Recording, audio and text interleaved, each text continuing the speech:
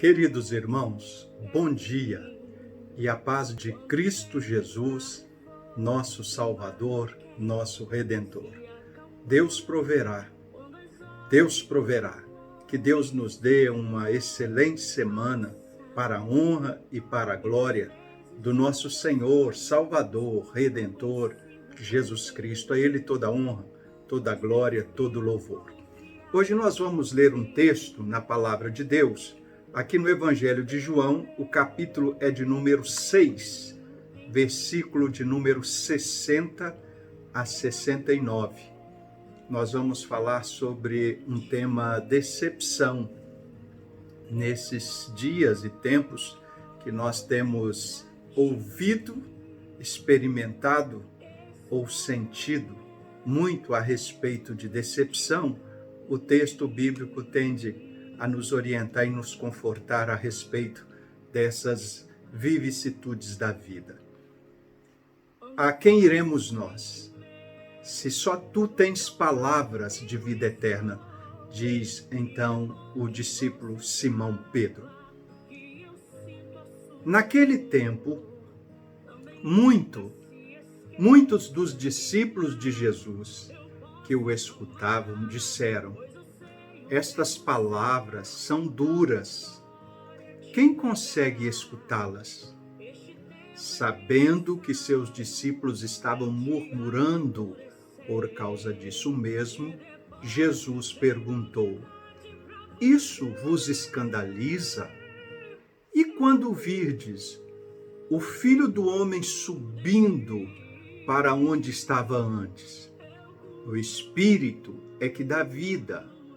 A carne não adianta nada. As palavras que vos falei são espírito e vida. Mas entre vós, há alguns que não creem. Jesus sabia desde o início quem eram os que não tinham fé e quem havia de entregá-lo. E acrescentou: é por isso que vos disse: ninguém pode vir a mim, a não ser que lhe seja concedido pelo Pai. A partir daquele momento, muitos discípulos voltaram atrás e não andavam mais com ele. Então Jesus disse aos 12: vós também vos quereis ir embora? Simão Pedro respondeu: a quem iremos nós, Senhor? Se só tu tens palavras de vida eterna. Nós cremos firmemente e reconhecemos que tu és o Santo de Deus. Louvado seja Deus por essa palavra do Senhor lida tão abençoada. O contexto desse instante que nós estamos vivendo aqui tem tudo a ver com uma das maiores decepções que nós passamos na vida. A vida também tem dessas coisas. Para aqueles que pensam que a vida é só primavera, mar de rosas, estão muito enganados, porque na vida, infelizmente, tem espinhos. Na vida nós passamos por muitas lágrimas, sofrimentos e, sobretudo, por muitas decepções. Conta uma fábula que dois amigos estavam caminhando pela floresta e eis que, de repente, surge um grande urso e pula na frente deles. Imediatamente, um achou uma forma de subir numa árvore e aproveitou daquela oportunidade e subiu imediatamente, abandonando o outro, que ficou sem reação para onde ir. Quando ele percebeu que o urso estava caminhando cada vez mais próximo em direção a ele, ele fantasiou uma queda, um desmaio, e ali fingiu estar morto. O urso chegou, o cheirou de um lado, do outro, e ele prendeu a respiração. O urso imaginou ele estar morto e foi embora. Quando a fera já estava bem distante, o dito amigo desceu da árvore e, com gracejo, chegou para o seu amigo e disse: escuta, o que aquele urso falou ao seu ouvido?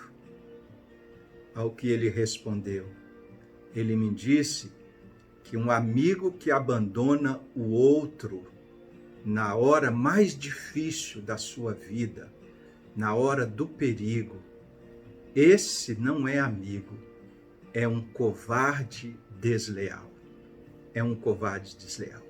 Ele finge ser amigo, mas na verdade ele é um covarde desleal. Amigos não abandonam amigos.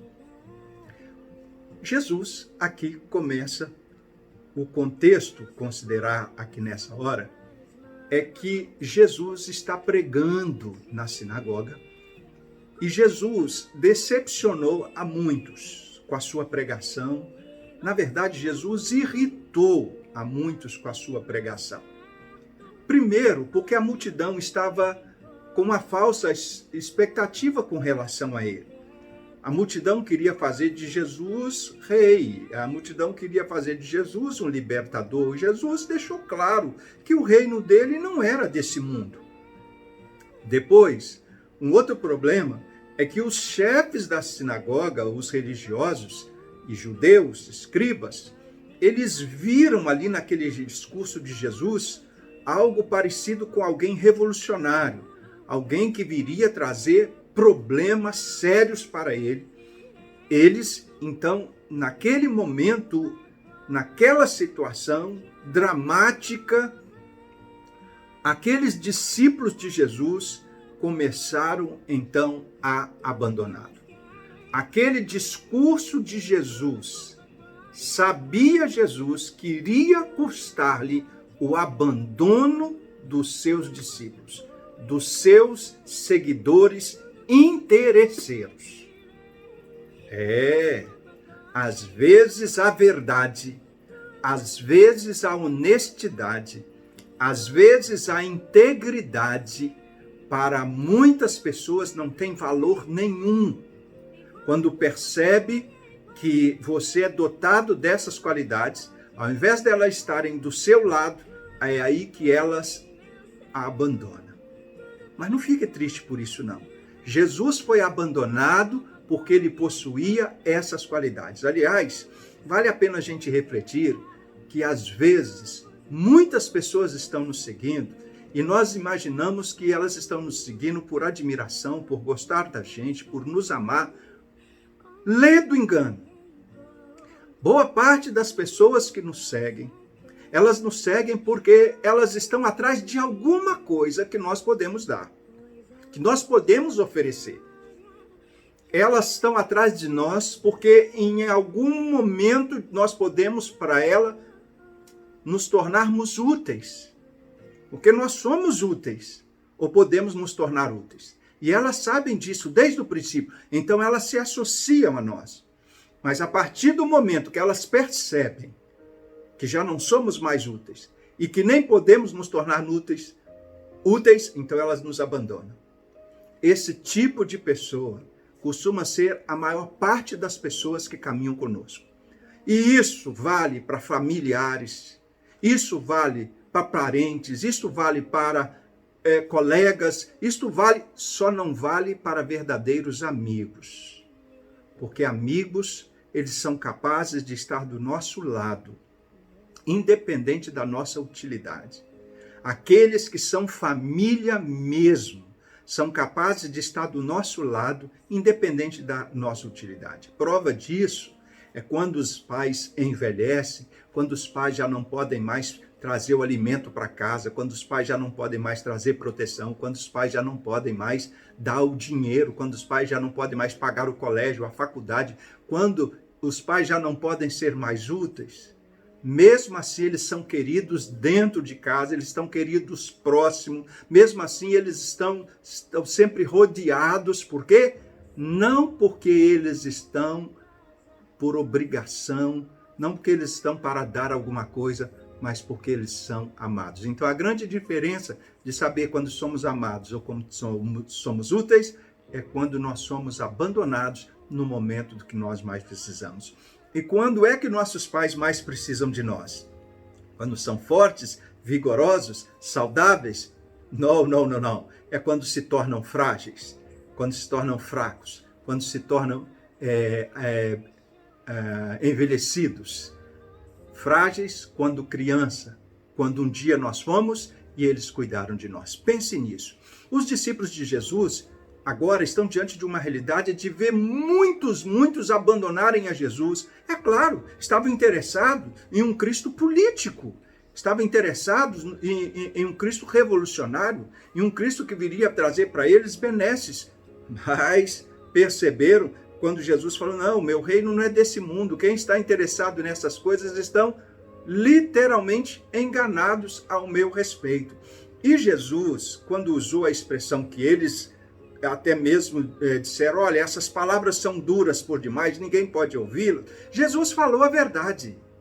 Na verdade, Jesus estava falando sobre uma questão lá do Velho Testamento, que por causa da dureza dos corações deles, todos eles morreram no deserto. E de fato foi verdade. Aquela geração praticamente toda morreu no deserto porque era um povo de dura cerviz.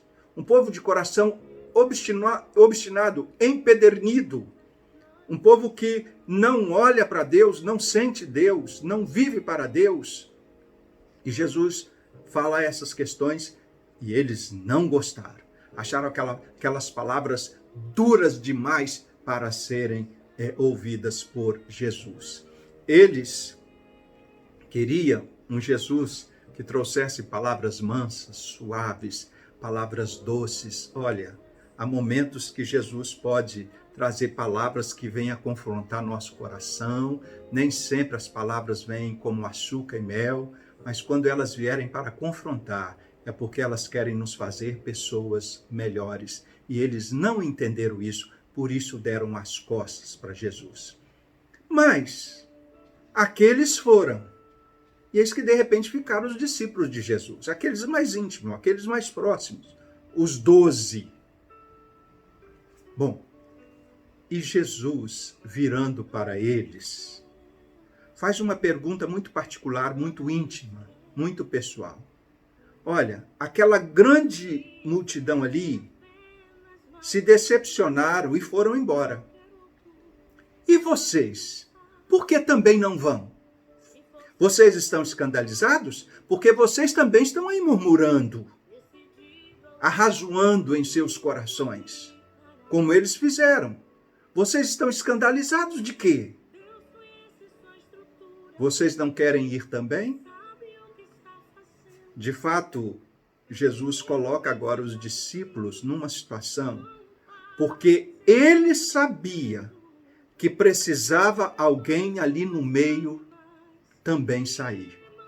Lá no final desse capítulo, Jesus vai falar que o traidor estava ali no meio deles. Jesus chega a usar a expressão, o filho do diabo ainda está no meio de nós e ele precisa sair.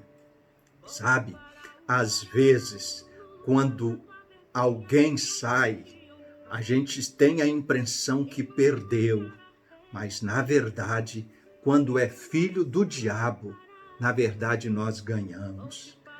Não lamente uma perda, até observar o acontecimento dos fatos. Não lamente antecipadamente, até que o tempo venha dizer, se encarregar de dizer, por que o filho da perdição saiu. E Jesus considerou para os seus discípulos, por que vocês também não vão? De uma forma especial se referindo ao Judas Iscariotes, aquele que haveria de traí-lo. Mas no momento, Pedro assume a palavra e diz assim, Senhor Jesus, para onde iremos nós, se somente Tu tens palavras de vida eterna? Ah, meus queridos irmãos, como Pedro foi feliz aqui na sua colocação. Para onde iremos nós, se realmente só Jesus tem palavras de vida eterna? Só Jesus é perdão, só Jesus é reconciliação, Só Jesus é o caminho, só Jesus é vida, só Jesus é o pão da vida, só Jesus é o combustível espiritual para as nossas almas. Só Jesus é capaz de nos abrigar nas noites frias e gélidas. Só Jesus é capaz de iluminar o nosso caminho na escuridão da noite. Só Jesus é capaz de aquecer a nossa alma. Para onde iremos nós diante do mundo tão turbulento, se só Jesus pode nos dar abrigo? Para onde irá você? Aonde já está você? Será que você vai continuar caminhando e dando as costas para Deus atrás da multidão? Eu fico imaginando, quando esta quarentena terminar, para onde iremos nós? Atrás da grande multidão? Cegos guiando cegos? Ou nós vamos ficar com Jesus, no time de Jesus? É uma pergunta de retórica. Com certeza, o conselho é fique com Jesus. Não largue Jesus por nada nesta vida. Jesus é Deus encarnado. Jesus é aquele que veio nos trazer o caminho, a verdade, a vida. Jesus é aquele que veio trazer conforto e paz para as nossas almas. Jesus é aquele que diz: vinde a mim, todos vós que estáis cansados e sobrecarregados, e eu vos aliviarei. Tomai sobre vós o meu jugo, e aprendei de mim, que eu sou manso e humilde de coração, e encontrareis descanso para as vossas almas, porque o meu jugo é suave e o meu fardo é leve. Ao invés de ir, vinde. Você que já está com Jesus, chegue mais perto dele. Porque às vezes a gente está perto, mas está a 1 metro. Não. Chegue mais perto, ao ponto de encostar o seu ombro no ombro de Jesus, a sua cabeça no peito de Jesus, ao ponto de estar nos braços de Jesus. Se você está distante, vá se achegando até se acomodar a Jesus. Mas um conselho que lhe dou nesta manhã: não faça como aquela multidão. Não faça como o Judas Iscariotes. Não há vida longe de Jesus, porque Jesus é a vida. E se a pergunta para onde iremos nós ainda não foi respondida por você, que seja respondido nessa hora por Jesus. Não há para onde você ir, porque você precisa estar com Jesus. Porque em Cristo você encontrará vida, paz, salvação e perdão. Que Deus em Cristo te abençoe. E sabe por quê? Porque Jesus Cristo é a verdade. O próprio João revela no seu evangelho, no capítulo 8, verso de número 32. E conhecereis a verdade, e a verdade vos libertará. Jesus é quem liberta. Então fique com o libertador. Tenha um excelente dia na presença de Jesus. Que Deus em Cristo te abençoe. Deus proverá, Deus proverá. Querido Deus, tenha-nos em teus braços nesta hora e nesse momento. Tanto nós quanto a nossa família, quanto os nossos amigos e vizinhos. Nos dê a todos uma boa semana, ó Deus. Abençoe a família brasileira, esse momento que nós estamos vivendo.